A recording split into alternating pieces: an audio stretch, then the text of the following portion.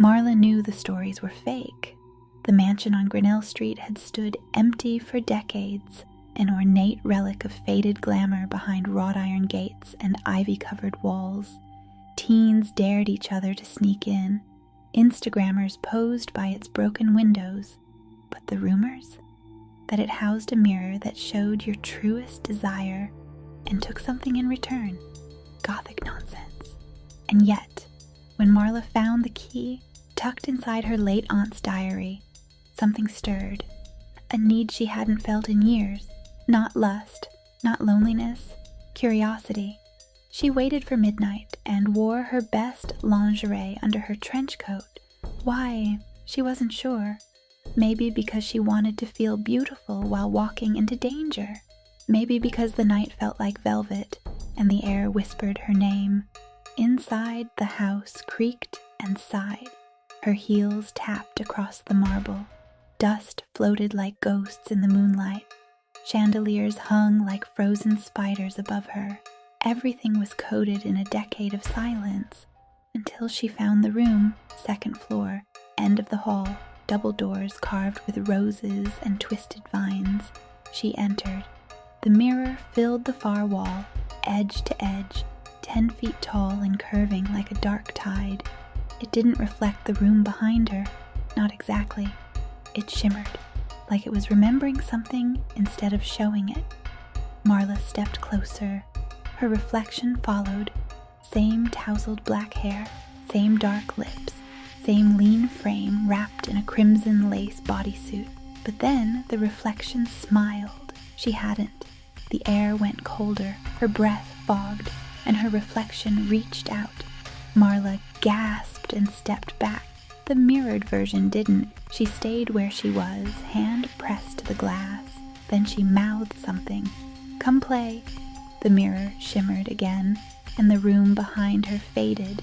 In its place, candlelight, velvet cushions, a bed with black silk sheets, and warm, amber shadows. Her double leaned against the bedpost, smiling like she'd been expecting Marla for years. Desire bloomed, not just lust, but the desire to understand, to let go. Marla touched the glass. It was warm, it melted. The moment her hand crossed the threshold, she was pulled through like water. She stumbled onto a floor of obsidian stone. The air smelled like cinnamon and rose petals. The mirror was behind her now, solid as steel. Her reflection circled her, bare feet whispering over the floor. "You came," she purred. "What is this?" Marla whispered. "Desire," the double said. "Pure and unfiltered. This is what you wanted." She pressed closer, hand tracing Marla's jaw, her neck, the edge of her collarbone. Every nerve lit up. The sensation was electric, like being worshipped and devoured all at once. Marla didn't pull away. They moved together, slow as honey, into the bed that hadn't existed a moment ago. The silk felt alive. The heat between them grew unbearable, but then she felt teeth, not human ones. Claws, cold and curved, slid beneath her ribs. A mouth, not hers, kissed her neck with something wet and pulsing behind it. Marla gasped and looked up. The face above her was not hers. It wore her eyes, but they were black now, and bottomless. "You gave me your image," it whispered. "Now I'll wear it!" She screamed and flailed backward, tumbling off the bed and scrambling for the mirror. It was gone. The room had no walls now, just darkness in every direction. The reflection laughed.